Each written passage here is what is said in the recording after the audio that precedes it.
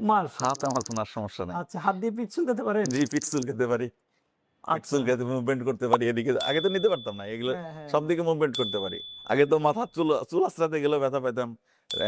Panjabi shirt পরতে গেলে ব্যথা পেতাম। আচ্ছা। এখন আলহামদুলিল্লাহ এগুলো নাই। যদি কেউ মানে চিন্তা করে যে আমার ফ্রোজেন শোল্ডার আছে, আমার ভালো হয়ে যাবে, তাহলে নিশ্চয়ই আসতে হবে।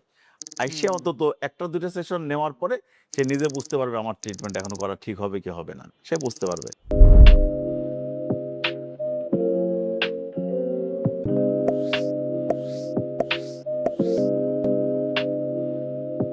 আমি মনে করি যারা আসলে এই ধরনের দীর্ঘদিন যাবত এরকম ভুগতেছে, তারা আসলে এখানে একবার আইসা মানে বাস্তবের সম্মুখীন হওয়া দরকার। ট্রিটমেন্টটা নিয়ে দেখা দরকার। কারণ অনেকেই আসলে আমরা বিভিন্ন জায়গায় বিভিন্ন ডাক্তারের কাছে কিন্তু গেছি। আমি নিজেও কিন্তু ৮-১০ জন হচ্ছে আপনার অর্থোপেডিক ডাক্তারকে ওহ দেখাইছি। My goodness! এবং কি আমি বলেন? কিন্তু ইনজেকশনও নিছি। কিন্তু আমার কিন্তু কোনো রেজাল্টই আসে নাই। ১% ইনজেকশন নিছিলেন জি, আপনি? ইনজেকশন নিছি। আমার কিন্তু ১% রেজাল্টও আসে নাই। তো যারা এরকম আসলে আমরা তো বুঝতেই পারি না যে ফ্রোজেন শোল্ডার কোথায় ট্রিটমেন্টটা করতে হবে। ইয়েস, এটাই ইয়েস, আমরা ইয়েস। বুঝি না। Right, right. তো এইটা যদি কেউ মানে চিন্তা করে যে আমার ফ্রোজেন শোল্ডার আছে, আমার ভালো হয়ে যাবে, তাহলে নিশ্চয়ই আসতে হবে। আইসা হুম। অন্তত ১ টা ২ টা সেশন নেওয়ার পরে সে নিজে বুঝতে পারবে আমার ট্রিটমেন্ট এখনো করা ঠিক হবে কি হবে না। সে বুঝতে পারবে।